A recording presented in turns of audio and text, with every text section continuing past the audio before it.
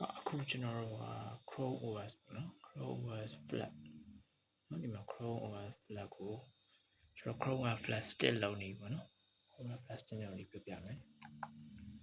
ဒီမှာအဲ့ဒါ Chrome OS 2ပေါ့နော် Chrome browser OS 2ကိုကျွန်တော်သွားမယ်ဆက်တော့တဲ့တိုင်းဒီမှာ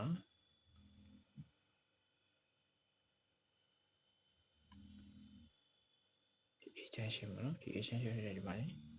ကျွန်တော် manage extension မှာ Chrome OS 2ပါရှိရယ်နော်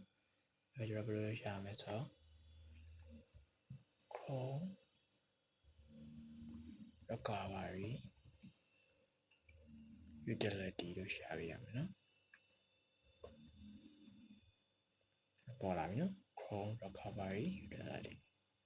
ကောင်တို့ကျွန်တော်ဘယ်လောက်လဲဆိုတော့ဒီမှာ add လုပ်ပြရမယ်နော်ဒါလည်း remove ရနော်ကျွန်တော်ဒီကောင် add လုပ်ပြရမယ်နော် add to Chrome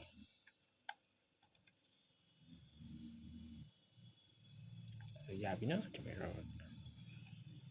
ရှာပြရမယ်နော် Chrome recovery utility ဆိုရဒီကောင်လေးဖွင့်လိုက်ရင်ဒီမှာဒါလေးပေါ်လာတယ်အဲဆိုရင် 8GB ကနေ minimize SD က USB နော် service 8GB ကနေပြီးတော့ SD က 8GB ထိလို့မယ်နော် custom နေတိုင်းမယ်ကျွန်တော်မှာ slam model for elite ဒီမှာကျွန်တော်ဘာလုပ်မလဲဆိုတော့ဒီမှာဒီရေးကြမလို့နော်ဒီမှာ slab product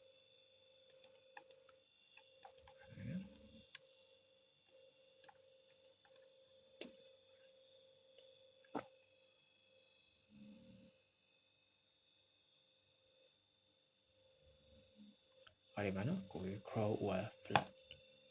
အဲ့ဒါရေးလိုက်မယ်အဲ့ Chrome OS Flat ဖြစ်သွားပြီကျွန်တော် query နေမယ်ကျွန်တော် state ကိုရွေးမယ်ဒါကျွန်တော်ရဲ့ state 32GB ပေါ့နော်ရွေးလိုက်မယ်ဟုတ်နော်ပြီးကျွန်တော် continue နေလိုက်မယ်